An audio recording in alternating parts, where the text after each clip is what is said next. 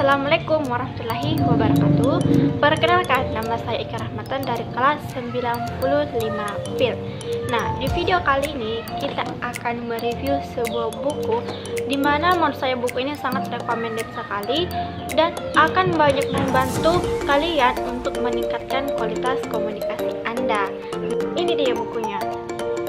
Buku ini sebenarnya cukup terkenal di Indonesia dan ada pun judulnya yaitu Bicara Itu Ada Seninya, yang ditulis oleh Oh Soo Hyang yang merupakan dosen dan pakar komunikasi yang terkenal di Korea Selatan.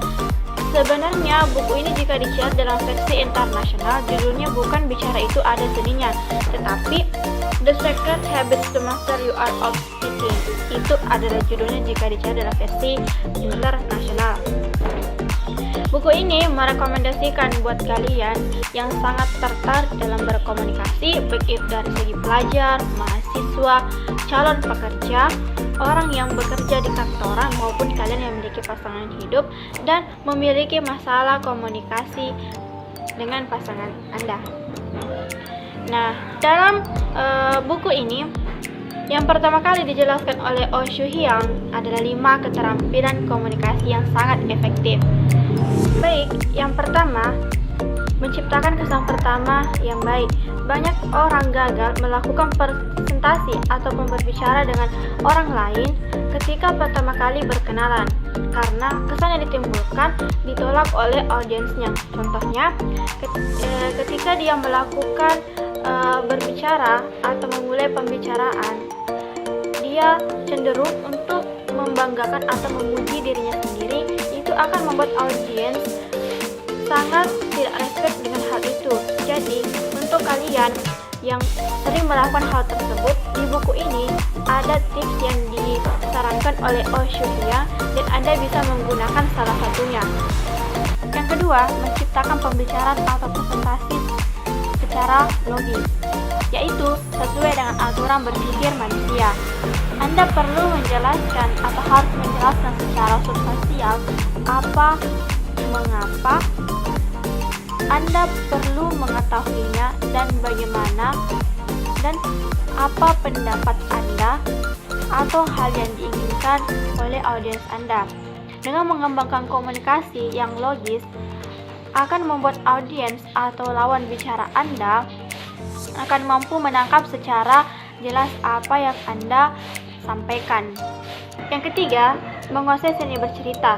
Meskipun Anda sudah menyampaikan secara berurutan atau secara sistematis, tetapi tidak menyampaikan konteks, maka jauh lebih baik ketika Anda menyampaikan suatu cerita atau sesuatu yang bisa diceritakan, atau bahkan bisa menceritakan pengalaman Anda sendiri.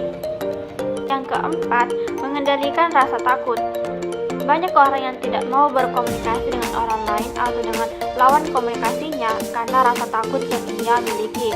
Dan rasa takut ini adalah mekanisme normal yang ada dalam diri manusia. Karena pada umumnya kita tidak ingin melakukan kesalahan, misalnya salah kata, salah ucap, dan tampil tidak maksimal, misalnya dalam melakukan presentasi. Kemudian yang terakhir atau yang kelima, memaksimalkan bahasa nonverbal atau bahasa tubuh kita, baik itu dari segi intonasi suara, gestur tubuh, postur kita, atau bahkan wajah dan penampilan kita. 90% yang dinilai orang adalah bahasa nonverbal atau bahasa tubuh kita, dan sangat menentukan atau faktor yang menentukan keberhasilan atau kegagalan kalian dalam melakukan komunikasi. Baik, adapun kelebihan dan kelemahan buku Bicara Itu Ada Seninya oleh Oh Soo Hyang, menurut saya kelebihannya karena Oh Soo Hyang di sini menceritakan pengalamannya sendiri, mulai dari dia masih keluarga dari kurang mampu sampai dia akhirnya menjadi pakar komunikasi yang terkenal. Dia menceritakan pengalamannya sendiri. Kemudian di buku ini juga terdapat tips dan trik atau rahasia buat kalian yang sangat terkenal dalam berkomunikasi.